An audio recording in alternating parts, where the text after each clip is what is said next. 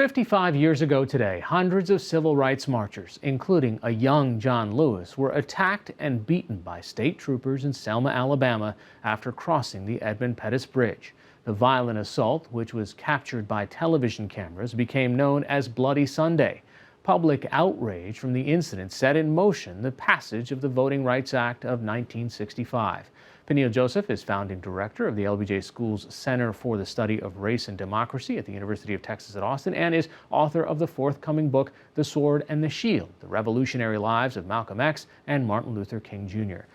Why was this particular moment? We had seen by that time so many other striking images of abuses by police against civil rights advocates and activists. Why did this resonate so much? Well, it made national and international news, and by the evening when the footage was released on all three networks, people were really both outraged and inspired. ABC was showing Judgment at Nuremberg about the crimes of the Holocaust, and they interrupted Judgment at Nuremberg to show these innocent protesters being beaten. So when we think about all these different parallels that happened in 1965, in the late winter of 1965, thousands of people protest. They come to Selma. They go to the White House, and they're protesting outside of the White House, which really spurs Lyndon Johnson, who was a supporter of voting rights, but it spurs him into even more decisive action. Here we are heading into another election now, 55 years later, and the topics of race and the topics of access and the topic of rights are back in the news. Are African Americans, do they have more access and more equal access now than 55 years ago? Yes, but where are there areas for improvement? Well, I think the biggest areas of improvement are trying to end voter suppression. The Supreme Court's 2013 Shelby versus Holder decision ended Section 5 of the Voting Rights Act, which provided the Department of Justice with the right to amend any new efforts by local states and constituencies to halt voting rights for people of color or poor people or anyone who's on the margins, people who are dual language speakers. Mm-hmm. And since then, the last two national elections, we don't have the protection of the 1965 Voting Rights Act. So we really need to restore the protections of the 65 Voting Rights Act for all 50 states, not just for 6 or 7 or 8 or 9, 10 states with the previous coverage formula, but for all 50 states. So what are some of the effects of not having that protection? Well, what we've seen is voter ID laws. We've seen polling locations close. In Texas, where I live alone, 750 polling locations have closed, shut down since at least 2013.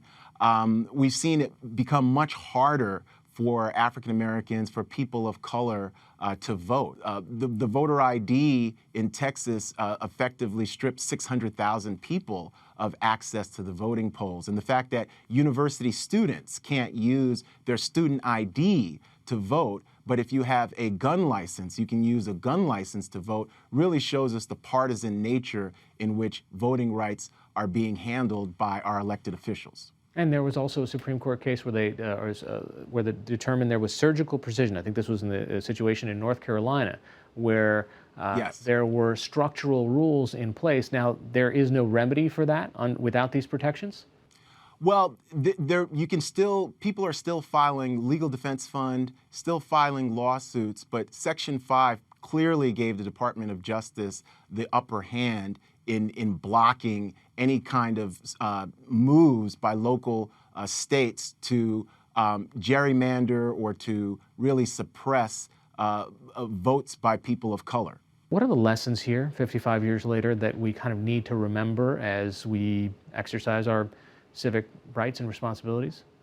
Well, Congressman John Lewis is a national hero. His skull was fractured on the Edmund Pettus Bridge. And so when we think about Edmund Pettus Bridge in Selma, it's really the best of times and the worst of times, because that violence brought out the best in Americans and the best in our politics to really have nonpartisan voting rights for all Americans. So the lesson is that even though we thought we had won voting rights protection in perpetuity in 1965, that struggle continues.